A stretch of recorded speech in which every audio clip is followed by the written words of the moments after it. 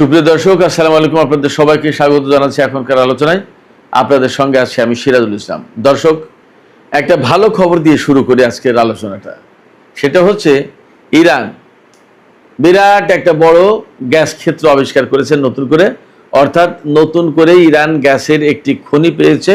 সেই খনিতে বিপুল পরিমাণে গ্যাস আছে যা উত্তোলন করা যাবে।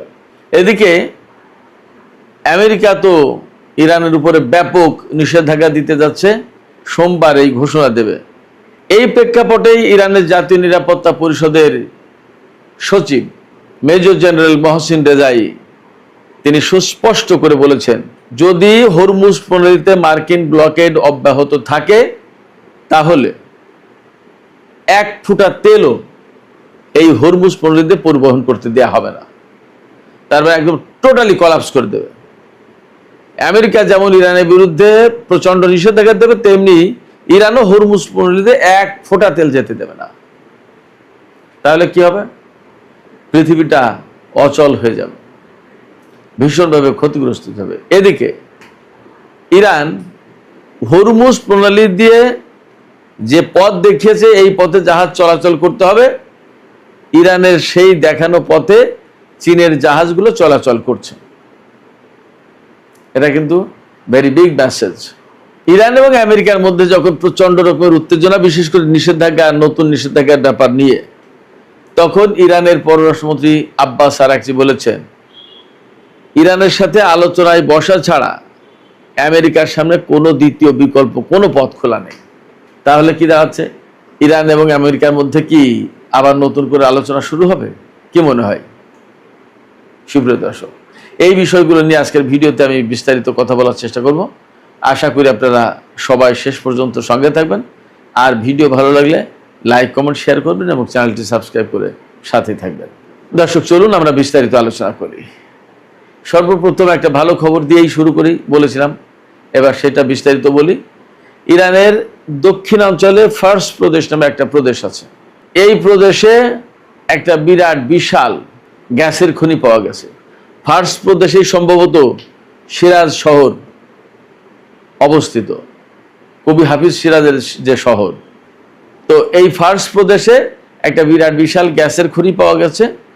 এই গ্যাসের খনিতে টোটাল গ্যাস মজুদ আছে, প্রাথমিক এখন পর্যন্ত যে হিসাব, তাতে 7.5 ট্রিলিয়ন কিউবিক ফিট।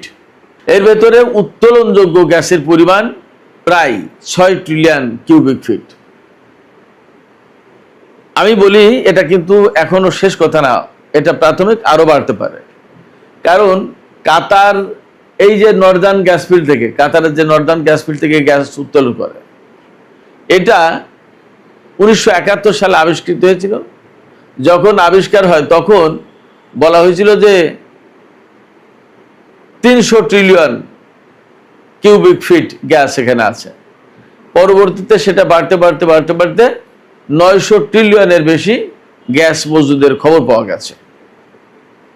তো সেক্ষেত্রে ইরানের এই যে গ্যাস মজুদের যে খনির যে খবর পাওয়া গেল, এখানে হয়তো ভবিষ্যতে বা পরে বাড়তেও পারে, দেখা যাক।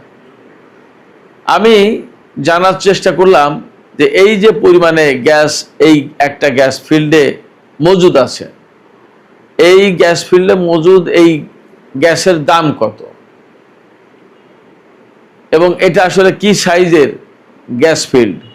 তথ্য ঘেটে যা পেলাম সেটা হচ্ছে মাঝারি, একদম ছোট নয়, মাঝারি সাইজের একটা গ্যাসের ফিল্ড, বেশ ভালোই, একদম কম না, ভালোই।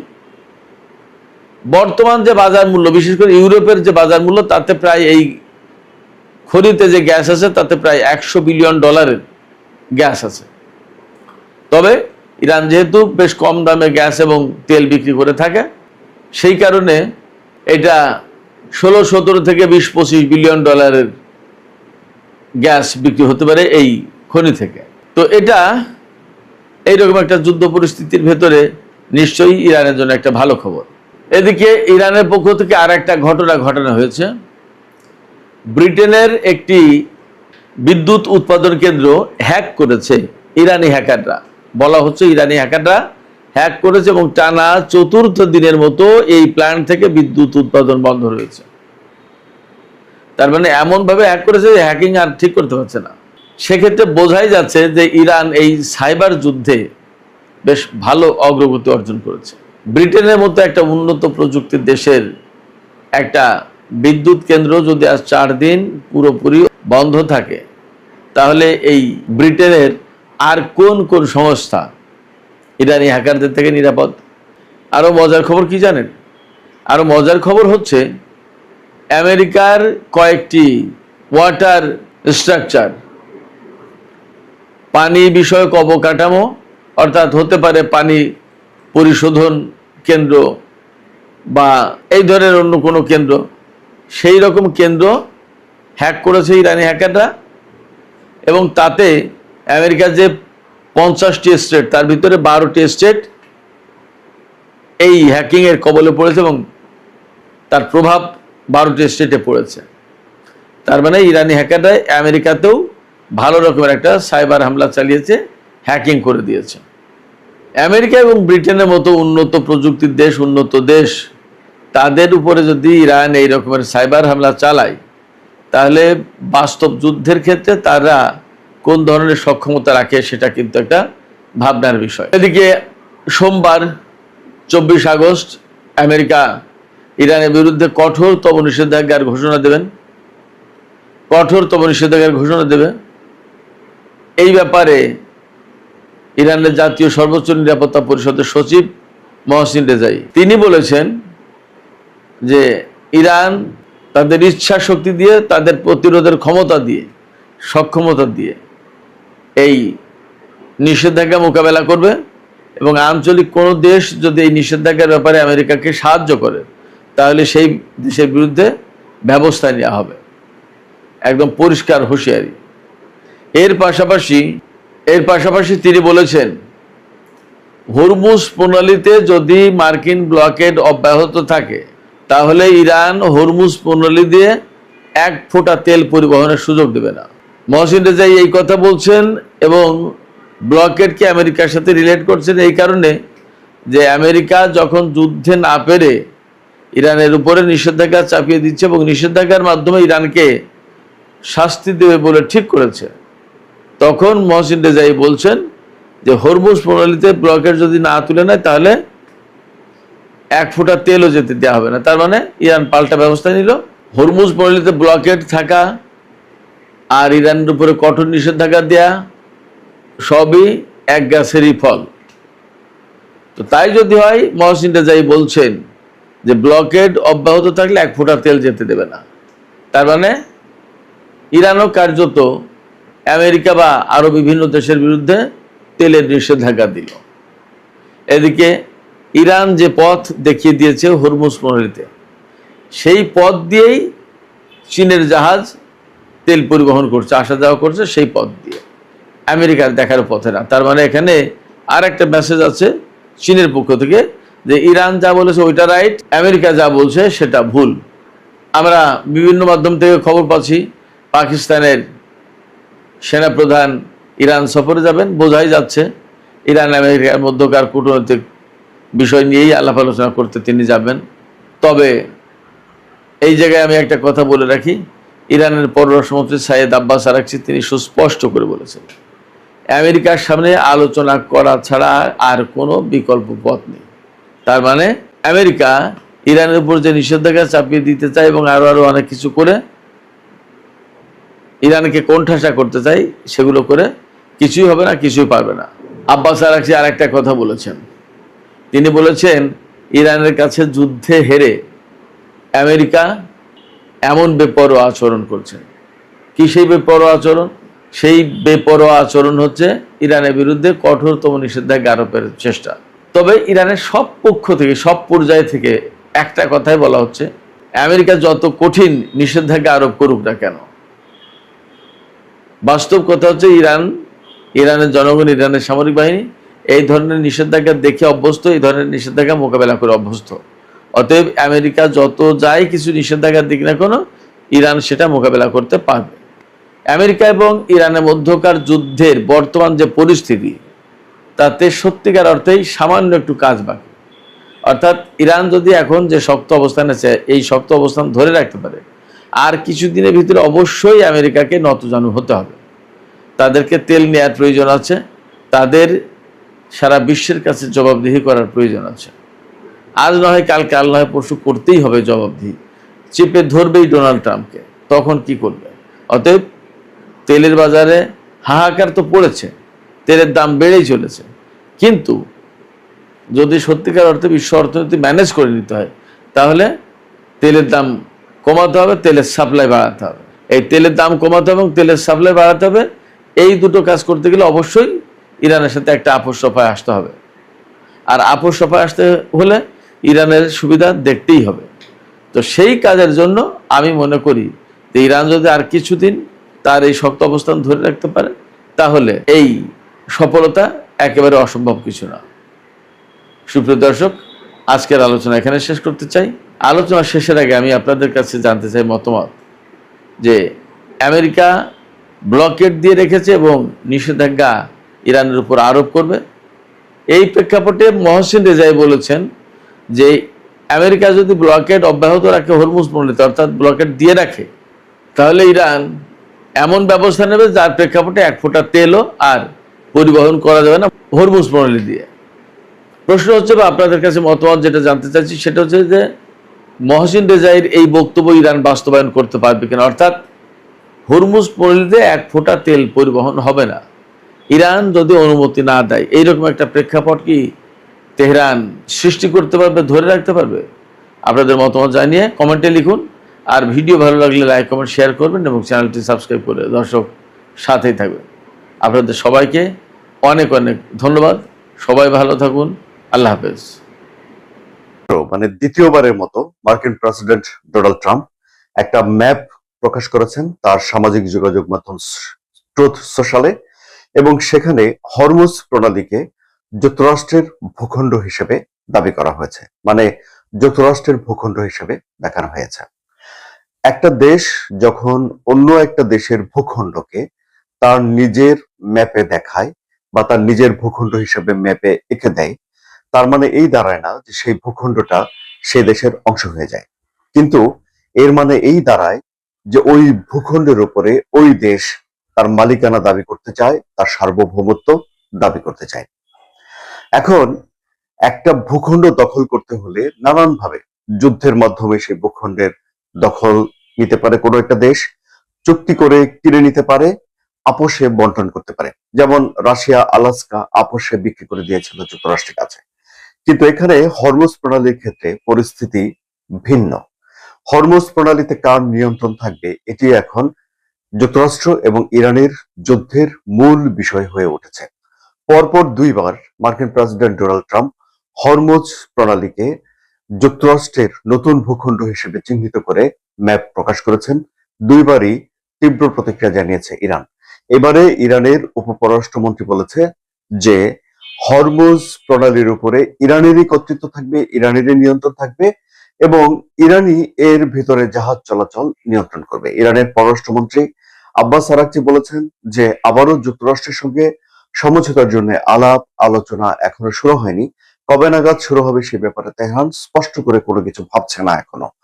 তবে এই যে ওমান কিংবা পাকিস্তানের মাধ্যমে যে বার্তা আদান প্রদান হচ্ছে সেগুলো সমঝোতার জন্য কূটনৈতিক প্রচেষ্টা নয় বলেই আব্বাস আরাকচি বলছেন।